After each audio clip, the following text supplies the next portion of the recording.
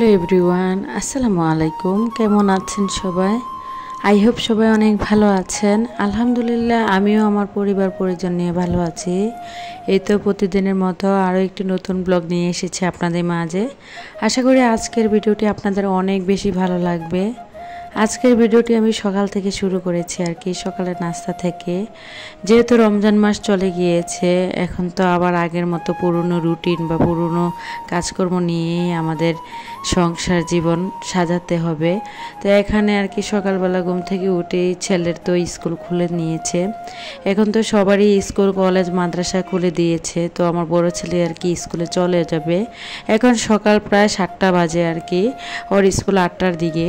তো এখন খুব ভোরবেলায় ঘুম থেকে উঠে ফেলতে হয়, যেহেতু রমজান মাসে দেখা গিয়েছে নামাজ পড়ে তারপরে দেখা গিয়েছে যে সেহরি খেয়ে ঘুমাতে ঘুমাতে অনেকটা দেরি হয়ে যেত, তাই অনেক বেশি দেরি করেই ঘুম থেকে উঠতাম।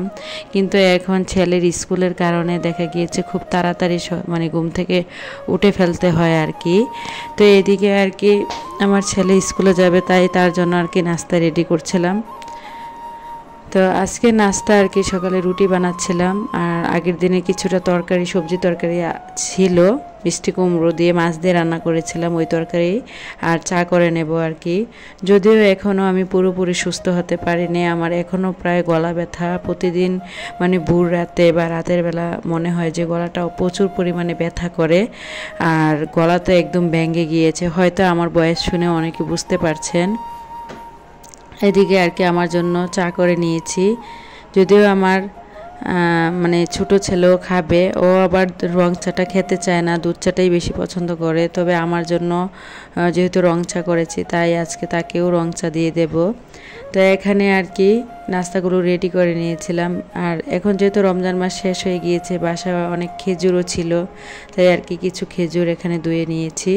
এখন আর কি ছেলেদেরকে নাস্তাটা দিয়ে দেব। আমার ছেলে খেয়ে স্কুলে চলে যাবে, তারপরে আর কি আমি নাস্তাটা করে নেব।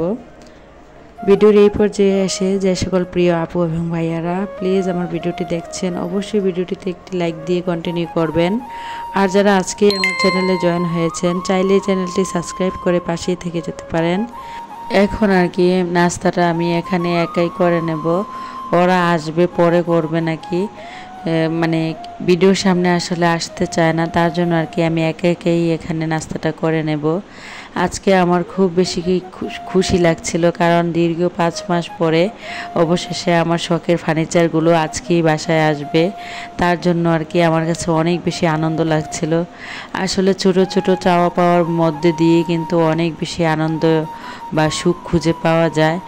অনেক সময় দেখবেন বড় কোনো কিছুতেই এত বেশি আনন্দ মনে হয় না, তবে ছোট জিনিসের মধ্যেও কিন্তু অনেক সময় অনেক বেশি আনন্দ থাকে।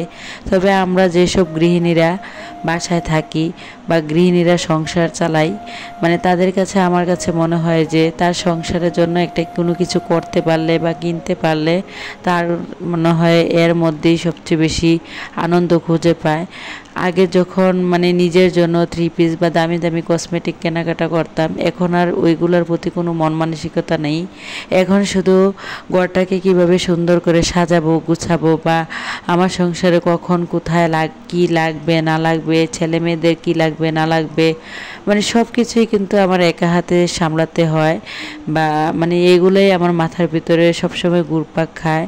আর আমরা যারা মানে একাই সংসার সামলাই, যাদের হাজব্যান্ড দেখা গিয়েছে অনেক বেশি দূরে থাকে, আসলে তাদের পক্ষে সংসার সামলানো থেকে শুরু করে বাজার শেষ হয়ে গেলে বাজার করা, ছেলে মেয়েদের কখন কোথায় কি লাগবে না লাগবে, বাচ্চাদের স্কুলে কি লাগবে না লাগবে, ওদের খাবার দাবার ঠিক মতো মানে একদম সব কিছু টাইম মেনটেন করে ওদের খাবার দাবার থেকে শুরু করে সব কিছুই কিন্তু একা হাতেই সব কিছু মানে করতে হয়। আলহামদুলিল্লাহ, আমি একা হাতেই কিন্তু আমার 3টা বাচ্চা সামলে, সংসার সামলে, সব কিছু সামলে নেই।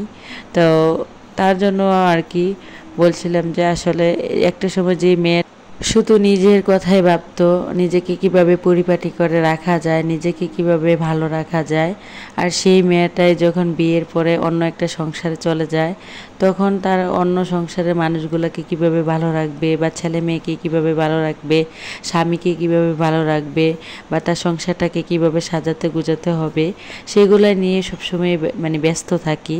তো যাই হোক, আপনাদের সাথে কথা বলতে বলতে মানে অনেক কথাই বলে ফেললাম। এদিকে আর কি নাস্তা খাওয়া দাওয়া শেষ করে যত প্লেট বাটিগুলো ছিল সেগুলো একটু ধুয়ে পরিষ্কার করে একটু চুলার আশপাশ সব কিছু মুছে নিয়েছি। প্রতিনিয়ত হয় কি আমার দেখা গিয়েছে প্রতিদিন 3 থেকে 4 বার আমার চুলার আশপাশ আমি মানে সবসময় মুছামাছি করি। কারণ দেখা গিয়েছে সকালে যখন নাস্তা বানাই তার আগেও একটু মুছে নেই, আবার নাস্তার পরেও মুছে নেই, আবার যখন দুপুরে রান্না বান্না করি তখন আবারও সেম একই কাজই করতে হয়।